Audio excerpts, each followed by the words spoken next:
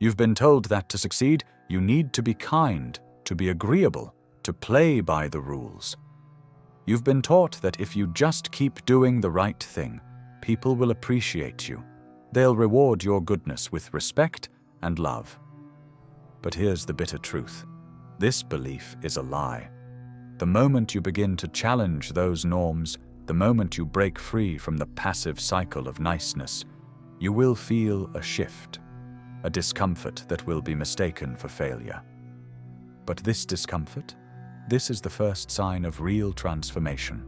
As you begin to build a stronger mind, those around you who are content with their mediocrity, their comfort, will feel threatened. They may disguise this threat with jokes, concern, or a passive-aggressive form of criticism. But this is not your failure, it is theirs. The discomfort they feel is not because you are wrong, but because they are seeing someone break free from the chains they are still trapped in. So ask yourself this: when was the last time you questioned the conventional path? When did you last challenge what you've been told about success and happiness? The price of true mental evolution is high, but the rewards, they are immeasurable. The first step: recognizing that discomfort is not the enemy. It is the birthplace of greatness, the nature of personal transformation. There comes a moment in everyone's journey when something shifts, a subtle, almost imperceptible change. It begins with a thought. What if everything I've been told is wrong? You start questioning the very foundations of your life. The things that once felt secure now feel like shackles, limiting your growth. You look around at the people in your life, the rules you've followed, the values you've upheld, and you wonder, why am I conforming? What is it all for? This is the awakening, the moment you begin to think differently. It's unsettling, like waking up from a dream only to realize the life you've been living is not your own. You feel the tug of something deeper, something that calls you to be more, to act independently. But here's the truth. This awakening is never easy. The people around you, those who have stayed comfortable in their routines and beliefs, will not understand. They will question you, judge you, perhaps even mock you. Why can't you just be like everyone else? They'll say. The more you challenge their expectations, the more isolated you'll feel. The more you reject their version of success, the further you'll drift from the safety of their approval. You will be misunderstood. You will be judged. And in those moments, it will be tempting to retreat, to return to the comfortable prison of conformity. But this, right here, is the defining moment of your transformation. You are no longer living for the approval of others. You are living for your own awakening. The role of pain in growth. Transformation is not a peaceful, easy process. It is uncomfortable, painful, and at times downright chaotic. But this is where most people go wrong. They believe that growth should feel good, that if they just follow the rules, everything will fall into place. But the truth is far more challenging. True strength is forged in the crucible of pain and chaos, not in the comfort of conformity. As Nietzsche famously said, you need to have a chaos inside you to give birth to a dancing star. This is the paradox of personal transformation. Only by embracing the chaos, the discomfort, the confusion, the pain, can you create something new and powerful. The pain you experience is not a sign of failure. It is a sign that you are evolving. You are shedding your old skin, and in the process you may feel lost, vulnerable, and exposed. But remember, the greatest creators, the strongest individuals all faced the chaos before they found clarity. Think about the times in your life when you've grown the most. Was it when everything was comfortable? Or was it when you were forced to face your deepest fears, confront your weaknesses, and dig deep into your own soul to find strength you didn't even know you had? Growth happens in the struggle, in the moments when you're forced to rise, to fight against the weight of your past self, to make choices that feel terrifying but are necessary for your future. Embrace the chaos. It is the birthplace of your dancing star.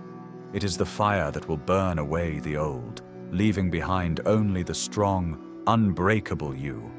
The pain, the confusion, the loneliness, these are not signs that you are on the wrong path.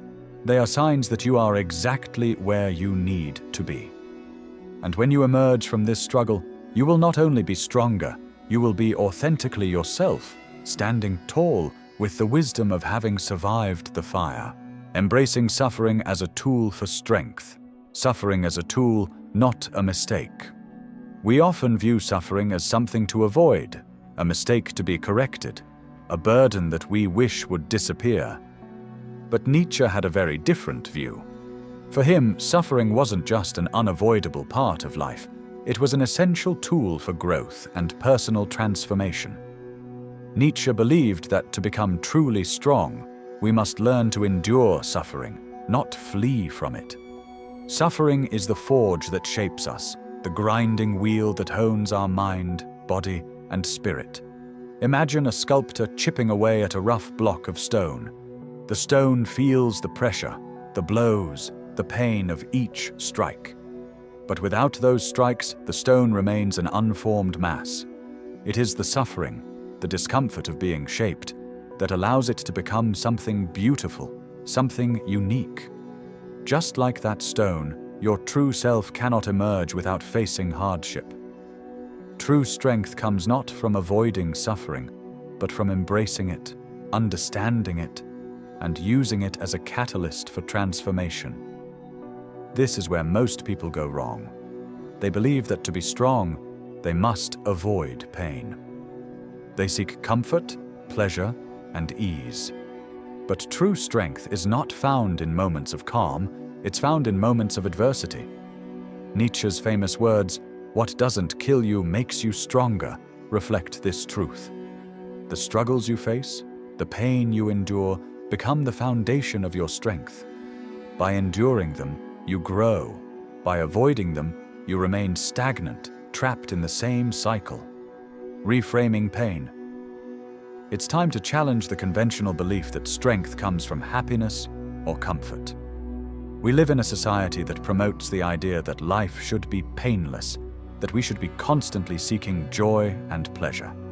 But the truth is, personal growth happens in the midst of chaos, loss, and confusion. We are taught to avoid discomfort, to seek happiness. But the most meaningful moments in life often come when we face adversity head-on. Think about the last time you truly grew. Was it during a period of ease, when everything was going well? Or was it during a time of struggle, when you had to push through pain, loss, or fear? Growth doesn't happen when things are easy. It happens when we face the hardest challenges. The pain, the confusion, the chaos. They force us to confront ourselves. They push us out of our comfort zone and into a place where we must adapt, learn, and evolve. Pain isn't something to run from. It's a revelation. It strips away the superficial layers of who we are and reveals the core of our strength. Through pain, we learn who we truly are. We learn what we're made of. And the more we face, the stronger we become. The growth that comes from facing suffering is permanent. It's not fleeting, like the satisfaction that comes from pleasure or comfort. It is the growth of character, the development of resilience, and the expansion of inner power. Example of personal growth. Reflect on your own life for a moment. When was the last time you truly grew? Was it during a moment of ease, when everything was aligned perfectly? Or was it during a time of hardship, when you were pushed to the brink, forced to confront your own limitations, your fears, and your weaknesses? Think back to the moments when you found strength you didn't know you had. What was happening then?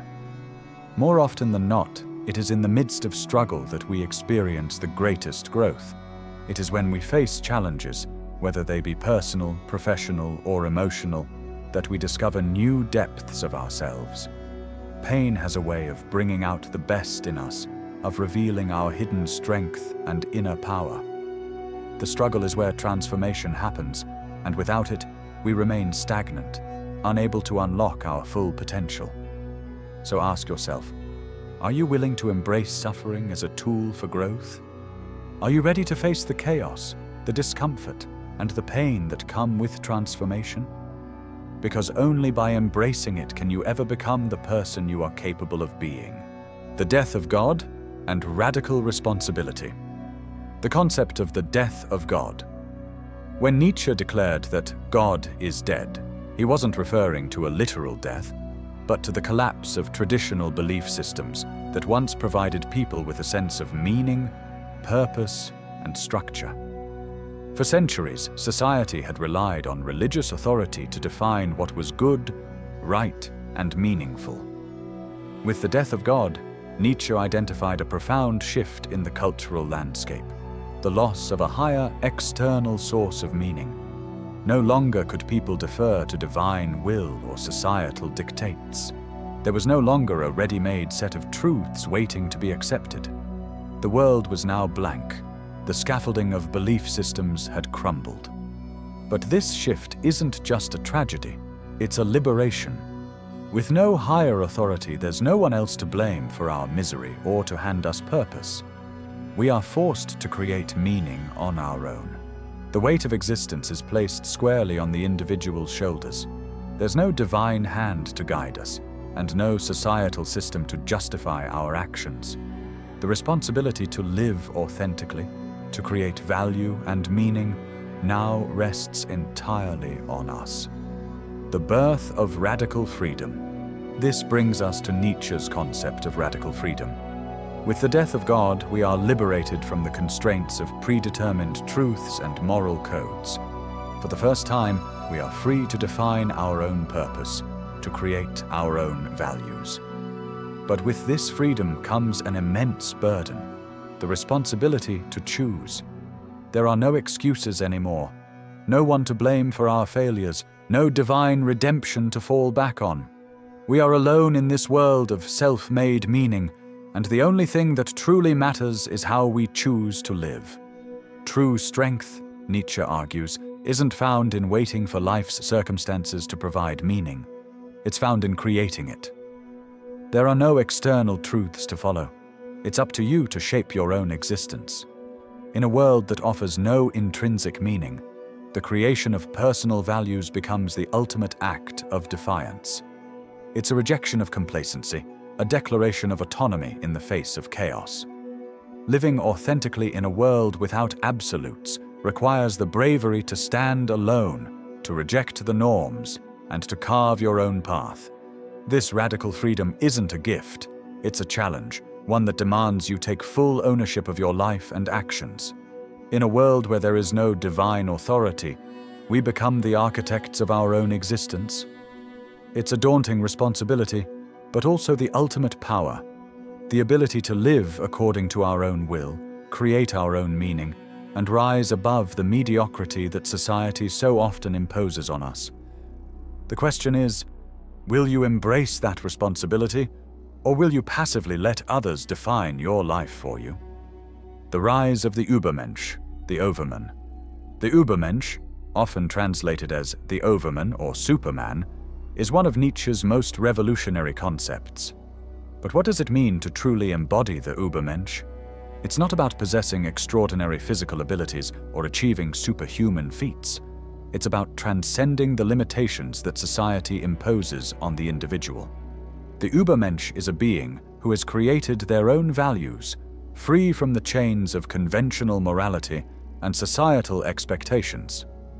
This is someone who does not seek external validation or approval, but lives according to their own will, forging their own path in a world that encourages conformity. For Nietzsche, the Übermensch is the ideal human being, not because they are better than others, but because they have the courage to live authentically. They don't rely on society to tell them what's right or wrong, what they should strive for, or who they should be. The Übermensch is self-made, an individual who shapes their own purpose, acting from a place of inner strength and not external pressure. Key characteristics of the Übermensch. Radical autonomy. The Übermensch does not bend to societal expectations or follow the herd. They live by their own will to power, the fundamental force of self-assertion and self-creation. Every action is motivated by their own desires, and they take full responsibility for their existence.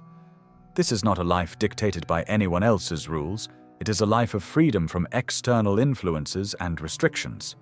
It's about choosing how to live and accepting the full weight of that choice, free from the constraints of societal norms. Not seeking comfort, but greatness. The Übermensch isn't motivated by comfort or security. They are driven by the pursuit of greatness. Comfort is the enemy of growth. For the Übermensch, true fulfillment comes not from maintaining the status quo, but from the challenge of becoming something greater, something more. They embrace hardship and struggle because they understand that true strength is born in discomfort. The path of the Übermensch is not easy. It's a path that requires sacrifice, resilience, and an unflinching commitment to growth. Creating internal laws rather than adhering to external systems. The Übermensch does not adhere to the values imposed by society, values that often promote mediocrity and conformity. Instead, they create their own values, developing an internal moral compass that aligns with their deepest desires and highest potential. They do not follow tradition for the sake of tradition or bow to the pressures of society. Their life is one of self-determination, where their choices are dictated by their internal convictions, not by societal expectations. Now ask yourself, are you ready to embrace the challenge of becoming the Übermensch? Are you prepared to step away from the comfort of societal approval and live a life dictated by your own will and values? This is not an easy path, and it's not one that everyone will choose to take. The Übermensch lives alone in their greatness, often misunderstood and criticized by those who are still trapped in conventional ways of thinking. But if you seek to live authentically, to create your own destiny and rise above the mediocrity of societal expectations, then this path may be yours. It's a question of radical autonomy. Will you follow the masses, or will you break free, create your own meaning, and rise to your full potential? The solitude of strength. The journey to self-empowerment, to true transformation, is not a journey made in the company of others. It is deeply lonely. In a world that constantly demands connection, approval, and social interaction, the path to true strength requires periods of isolation. This is not isolation as a punishment, but a necessary separation from the noise and distractions of society, allowing the individual to cultivate their inner strength. You see, society thrives on conformity. It urges us to conform to its standards, to blend in, to follow the crowd. This pressure to fit in is often so suffocating that it prevents us from stepping into the fullness of who we are. Society teaches us that belonging is the key to success, but it often discourages authenticity, individuality, and depth. To truly grow, to discover who you are beyond the expectations of others, you must retreat into solitude. In solitude, you are alone with your thoughts, your fears, and your ambitions. It is here, free from the distractions of the outside world, that you face the truths that are hidden beneath the surface, the uncomfortable, often painful truths that shape your character. And yet, solitude should not be seen as a punishment.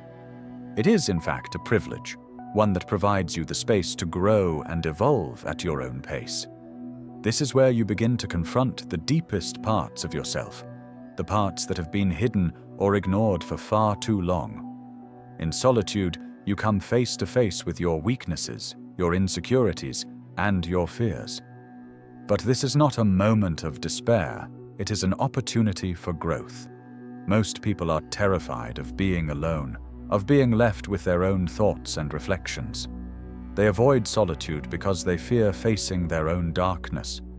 But it is in solitude that you can confront these dark parts of yourself, the parts that are too often drowned out by the noise of social life.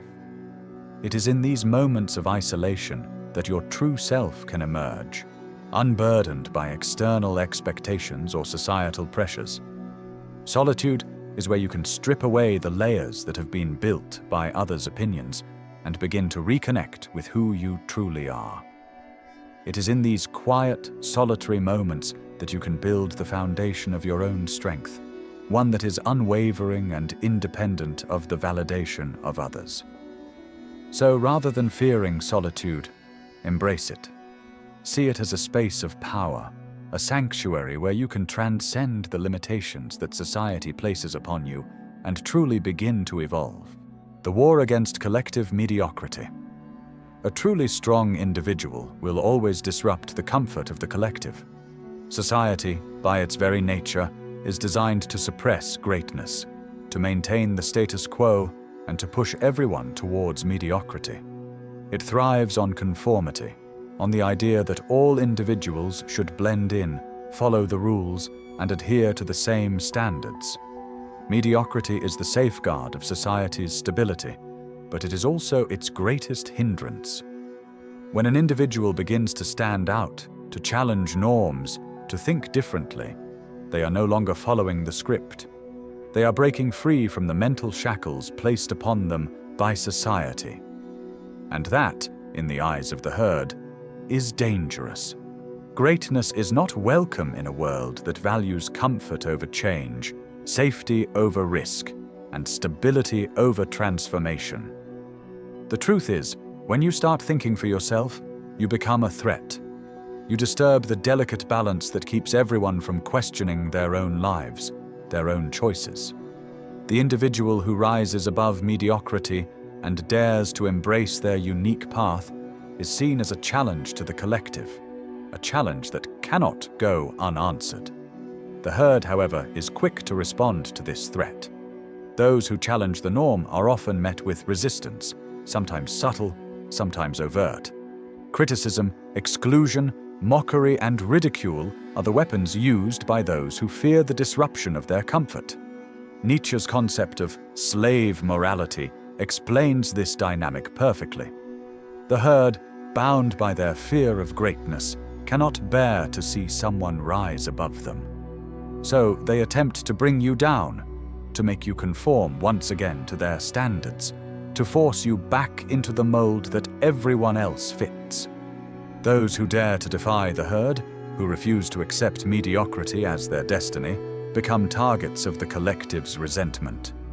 The slave morality Nietzsche describes is based on the idea that those who are weak and average form the dominant values of society. They resent those who are strong, those who have the courage to rise above and create their own path. These people will do anything to keep you from becoming what you are capable of becoming. They fear your freedom, and they will try to make you feel small for daring to rise. But this resistance is the price of greatness. If you are to achieve anything truly meaningful, you must accept that the herd will resist you. They will try to pull you back down.